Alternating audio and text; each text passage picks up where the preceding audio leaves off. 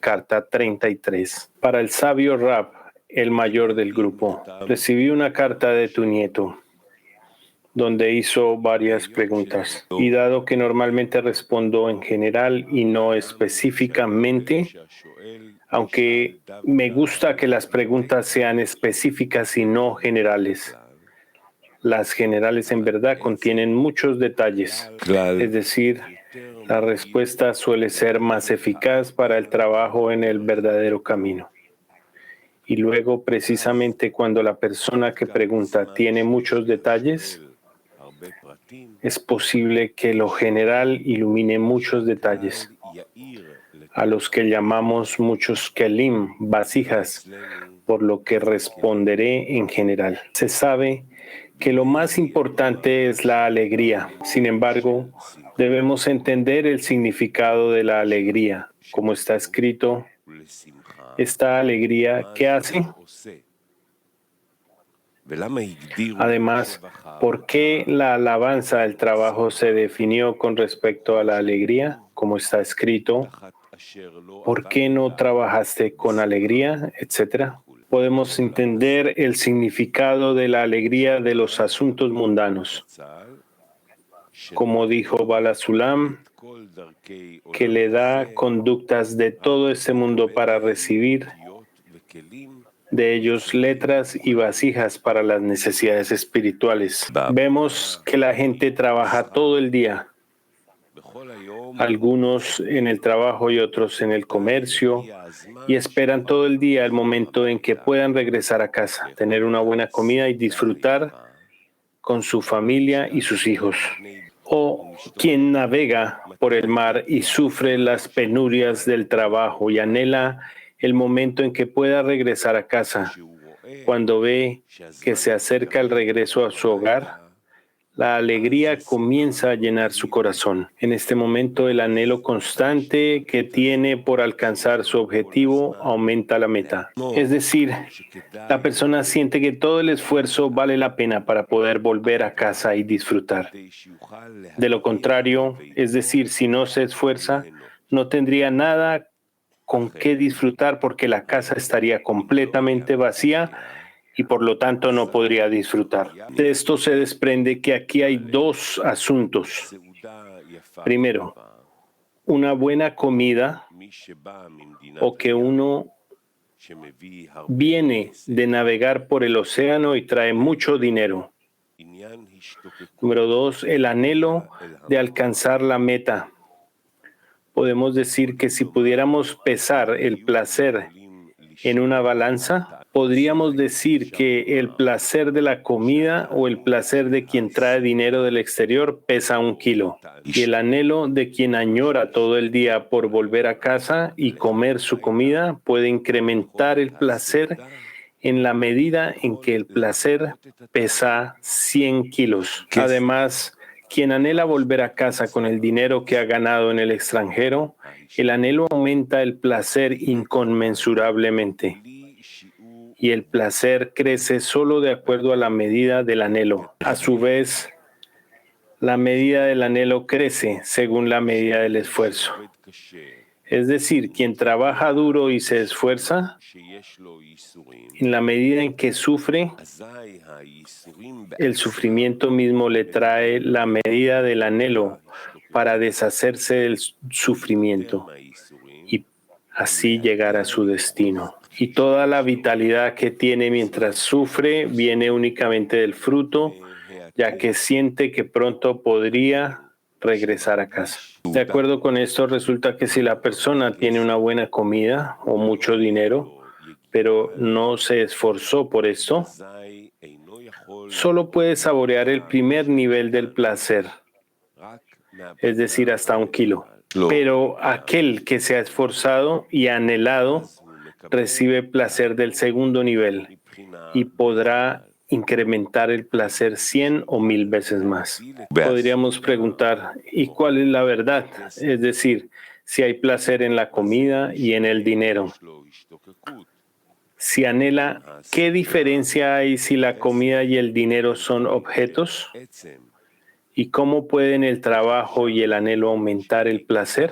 Pero como dijimos anteriormente, Tanto las posesiones corporeales como las posesiones espirituales tienen una misma naturaleza. Cualquier placer, ya sea corporal o espiritual, es llamado luz. Y tenemos una regla acerca de la luz que no tenemos alcance. Es decir, es imposible determinar su forma final a menos que sea a través de los kelim.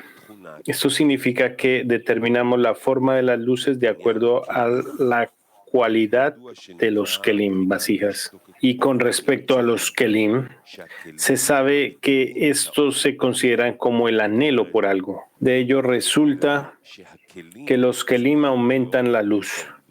Esto significa que no es la luz la que debe ser grande, sino que los kelim deben ser grandes y más grandes todavía. Únicamente si uno tiene muchos kelim, es decir, un fuerte anhelo, uno siente mayor placer en la luz. Por lo tanto, incluso en la corporalidad, la comida y el dinero no determinan la medida del placer, sino que el trabajo y el anhelo son los que determinan la medida del placer. Con esto entenderemos el significado de la alegría. Es costumbre que aquel que comienza con el trabajo del Creador se le envían pensamientos extraños en medio de la Torá y la plegaria. Esto atormenta a la persona, pero los tormentos son solo en la medida en que uno desea liberarse de ellos y expulsarlos. ¿Y cómo se expulsan los pensamientos? Solo a través de la alegría.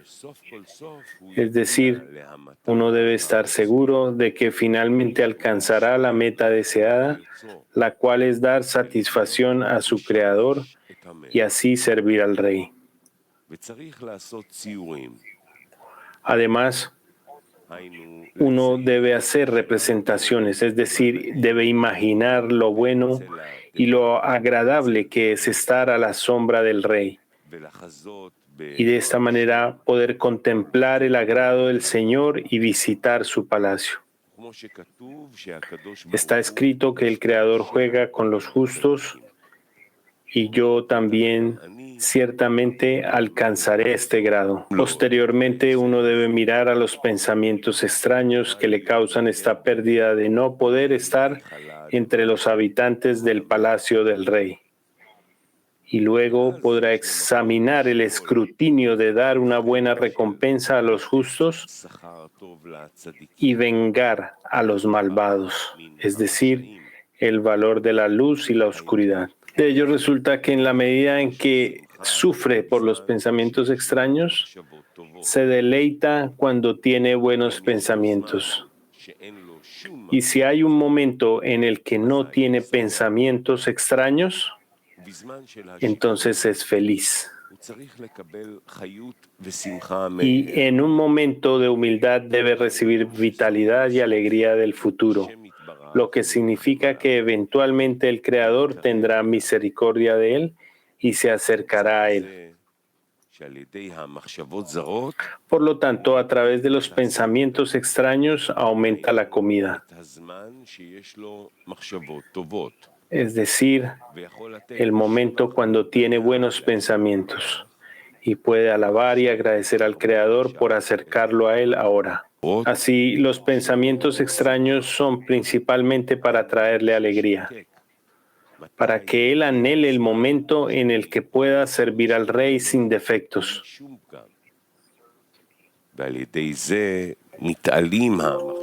Esto eleva los pensamientos extraños, presentados en libros donde la persona debe corregir los pensamientos extraños si llegan a él en medio del trabajo. Que el Creador nos ayude a ser recompensados con servir al Creador con alegría y buen corazón, tu amigo.